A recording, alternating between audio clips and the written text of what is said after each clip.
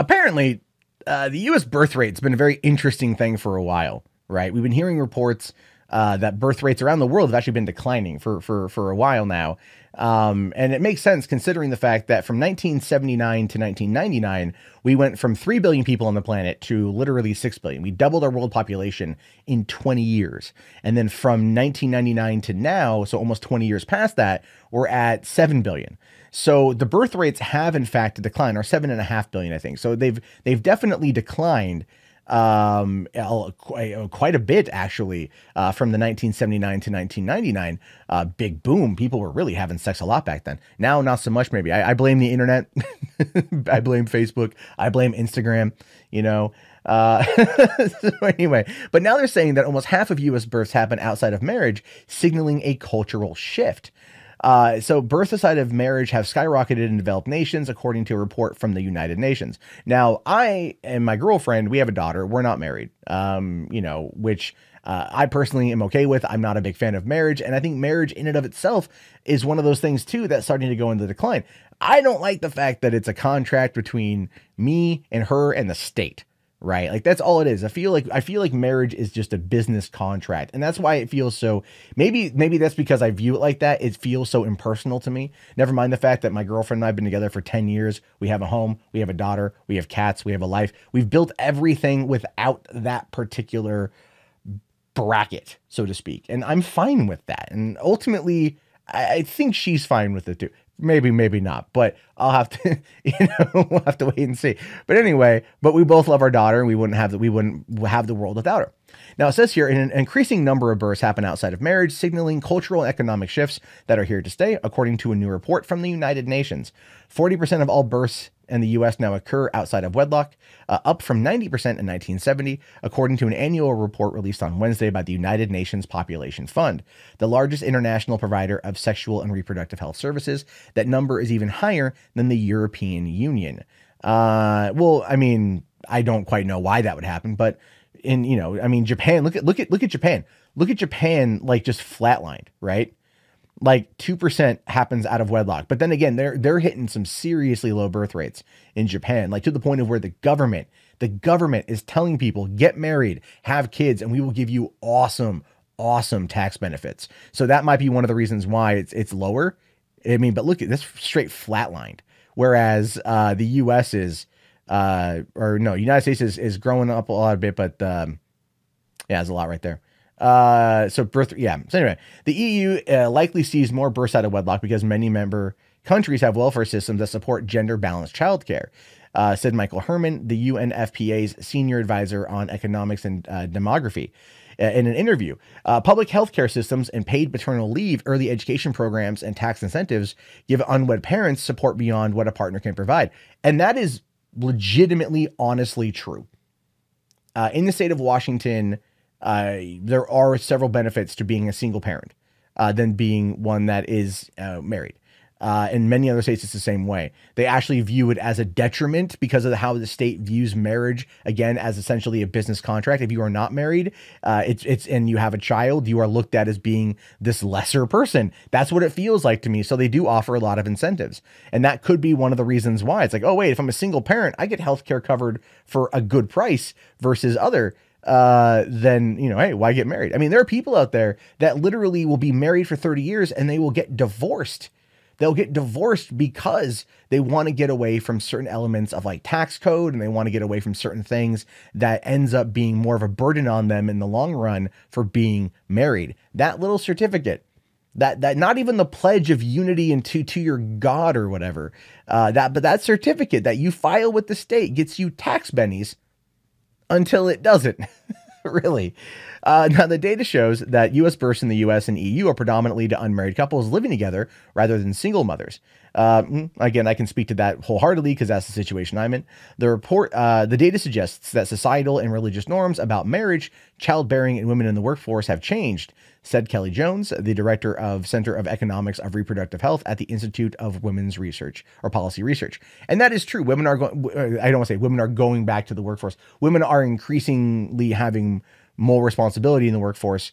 They're working, they're working. I don't know how to frame that in any other argument. I'm agreeing with it.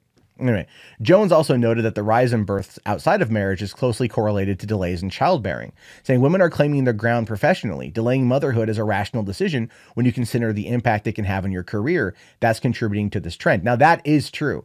That is true. Both my girlfriend and I are in our mid-30s, just had our first child. I know other people that have been in their 40s and focus on their career first before having children. It's one of those things where it's like you realize that, you know, going from, let's say, high school, you graduate high school, you go to college, the 4 years in college, rack up student loan debt or whatever it is. Then from there, you need to go find a career. And if you have a child, now you have another person to care for. And then you have to go and find a better job that pays more, that allows you, has good benefits for you to then look after that child. Whereas if you were to focus on making your career first and then go to family life afterward, that could be something that that is, well, more beneficial to you in the long run. The downside to it is when you look at the fact that when your child then becomes the age you are when you have them, you're going to be old as hell, right? Like I'm 30, I was 35 when my daughter was born. So I'll be 70 when she's my age, right?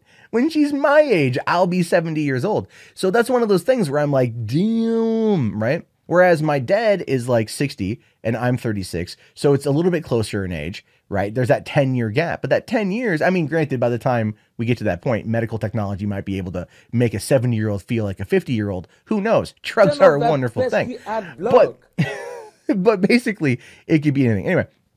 Anyway, it says here that the average American woman has her first child now 27, up from 22 in 1970.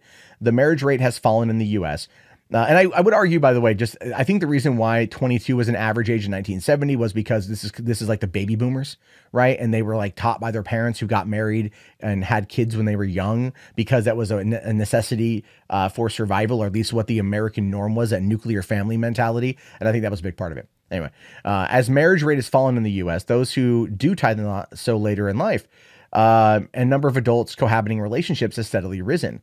The shift is more evident among those under the age of 35, who represent half of all cohabiting couples. However, the rise in cohabitation is occurring across all age demographics. Again, I just feel it's a better method. It's just a better method than locking yourself down to that contract. And it might just be like the men's rights activist in me. You know, I've read a lot on men's rights boards over the years, and I might just be jaded, be cynical, be bitter because of things, stories that I've read, people being screwed over, and I don't want to put myself in that position. But ultimately, no, I do feel that it is definitely one of those things where you're like, no, it's a contract. It doesn't change how I feel. It doesn't change what I want. And every single person, and again, this is true for me, my experiences, every single person I know or couple I know that was in a long-term relationship before getting married has always gotten divorced. Marriage puts that extra strain on a couple. If it works, why fix it? If it ain't broke, don't even attempt to fix it. But the way that people view marriage is that if you're not married and you're cohabitating, then that's a problem. Oh, because you're living in sin. You're living in sin. You're out there every day. You're sleeping in the same bed, but you're not man and wife. You haven't pledged your love to the state in a contract or to whatever Jesus you prefer. Right? Screw that crap. I don't need a God, a deity, or the government telling me who I can love. People have fought that battle. You know what I mean? Like, it doesn't matter. It's so stupid. Anyway, it finishes up here by saying, marital status, or regardless of marital status, more couples are choosing not to have kids at all. The U.S. fertility rate has hit a 30-year historic low, according to the Center for Disease Control and Prevention. Oh, so 30 years, 1999. I don't know why I said 20 years. No, it is 20 years, but going back to the 1980s. Anyway, whatever. According to the Center for Disease Control and Prevention, Herman said the rise in births outside of wedlock actually mitigated the decline in fertility, which would be much steeper if women weren't having children outside of marriage. Wow. So the rise in births outside of wedlock actually mitigated the decline in fertility.